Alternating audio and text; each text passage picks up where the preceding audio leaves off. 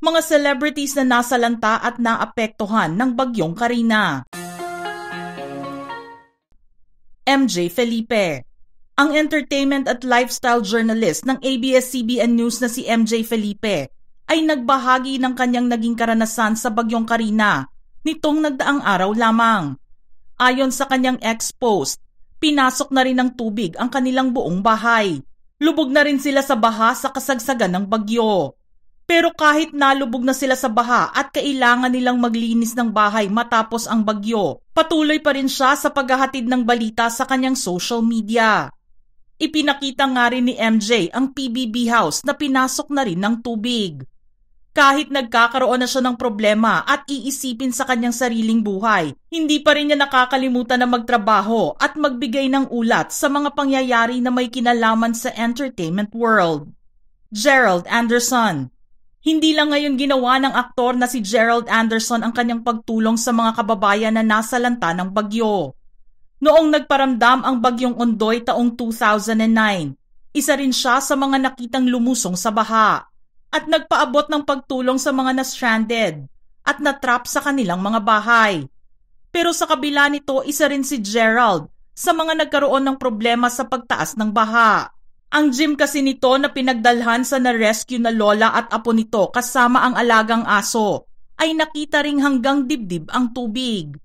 Kaya naman marami ang sumaludo sa ginawang pagkawanggawa ng aktor. Isang Army Reservist si Gerald at taong 2019 nang matapos niya ang Soldier Skills Orientation Training sa Camp Texon sa San Miguel, Bulacan. May mga kagamitan din siya na makakatulong para mapadali ang rescue. Bukod pa sa pagiging isang reservist, isa sa mga business ni Gerald ay ang K9 Foundation na makakatulong sa search and rescue operations tuwing daranas ang bansa ng kalamidad. Ninong Rai.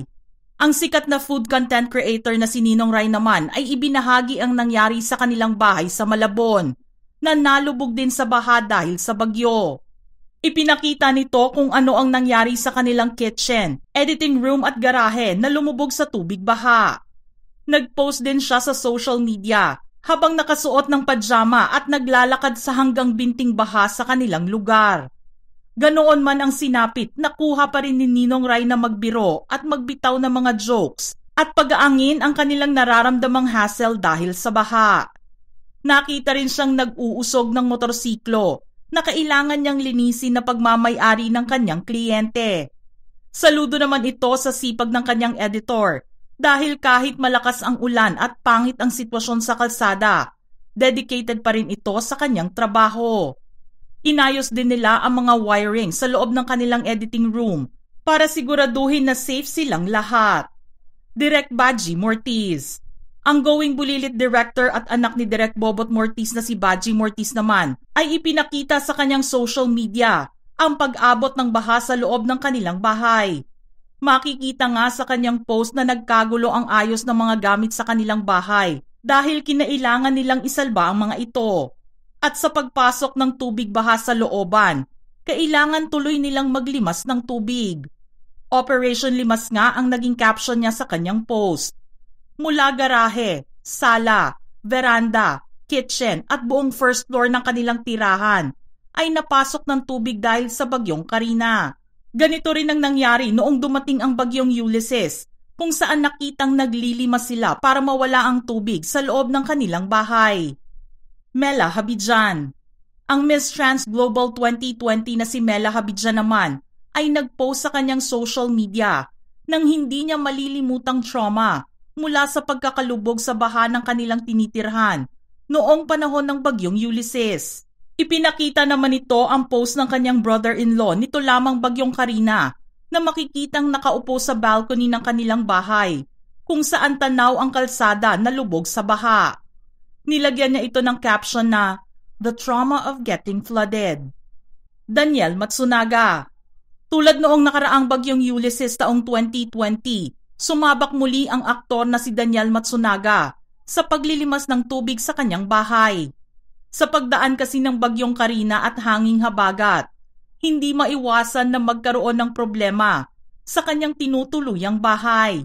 Ipinakita nito ang kanyang paglilinis kahit umuulan pa dahil kung hindi ito aagapan, ay mas maraming tubig ang kanyang kailangang alisin sa second floor ng kanyang tirahan. Gardo Versosa. Hindi naman malilimutan ni Gardo ang kanyang karanasan noong nagdaang 2020 sa paghagupit ng bagyong Ulysses.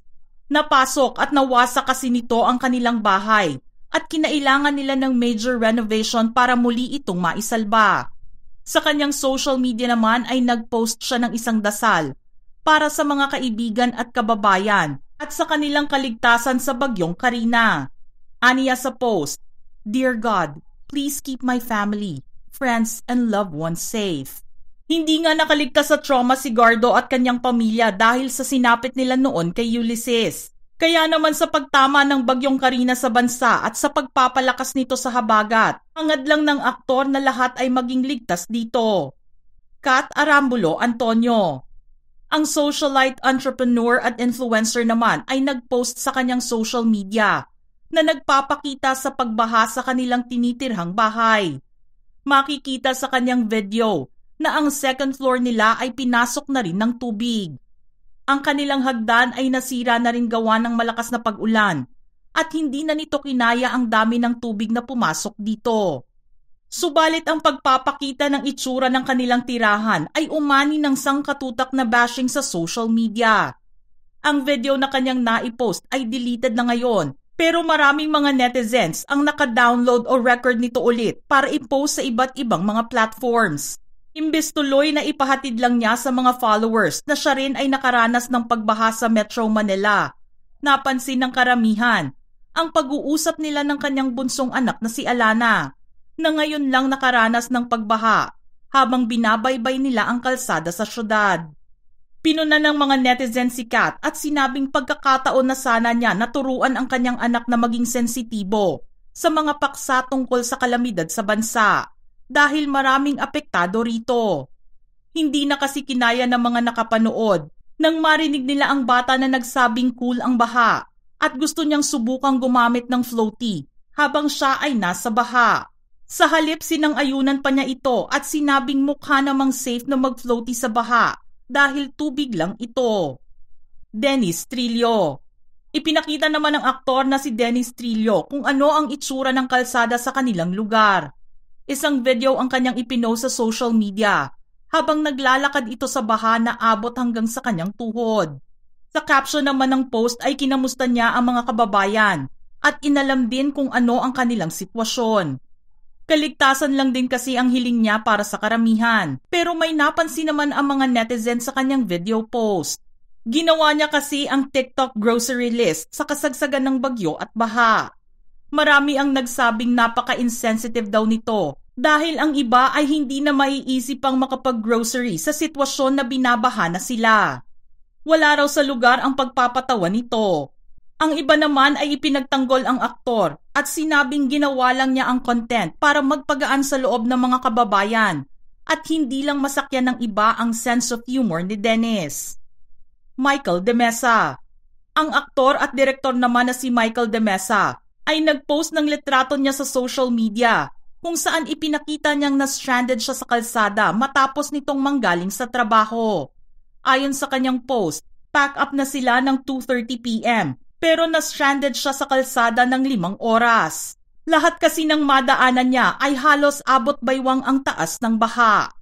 Nagloloko na rin ang kanyang sasakyan dahil hindi na kinaya ang tubig na kanyang dinadaanan para makarating ng bahay. Inabot na rin siya ng gabi sa daan at hindi pa kumakain.